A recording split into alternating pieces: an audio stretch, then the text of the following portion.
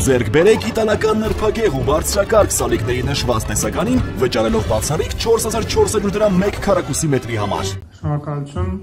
իրականում ուզում եմ նաև օգտվել են հանգամանքից, որ այստեղ ազգային ժողովի ներկայացուցիչ ունենք, հանձնաժողովի նախագահ, նաև իրավապահ մարմինների ներկայացուցիչներ, մենք կարևոր խնդիր ունենք լուծելու, այսպես ոսկի միջինը գտնելու աշխատավորների իրավունքների եւ գործատուների իրավունքների միջեւ, որտեղ մենք շատ դեպքերում բախվում ենք դեպքերի, երբ որ գործատուների իրավունքը աշխատանքից ազատելու որևէ աշխատակցի, այդ թվում օրինակ վստահության հիմքով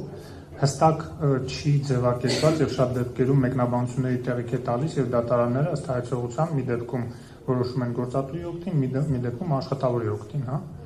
կամ կարող է աշխատակցին ազատ, ասենք 2-3 ամիս աշխատած աշխատակցին գործատուն ազատի աշխատանքից, նույնիսկ եթե ինչ-որ ընդհանցակարգի խախտում ունենում եւ դատարանը որոշում է հետո, որ ուրեմն պետք է փոխհատուցել այս աշխատակցին։ Մենք գիտենք մեր դատական գործեր ինչքան են տևում, տարիներ։ Եվ այդ ամբողջ տարիների գումարը, ուրեմն այս 3 ամիս աշխատած մարդը պահանջում է գործատուից եւ գործատուն ցանկանում է ուղղակի, եթե դա փոքր բիզնեսի մասին է խոսք, օրինակ, կամ հասարակական կազմակերպության մասին։ Ասենք абսուրդ մի հատ օրենք է, որ այդ աշխատողը շահագրգռված է ընդ որում, ձգձգել է, ինքն էլ գիտեք, կողմերը դատական վեճի կողմերը հնարավորություն ունեն ձգձգելու ինչ որ միջոցներ կիրառել։ Եթե ինքը վստահ է, որ ինքը շահելու է, ինքը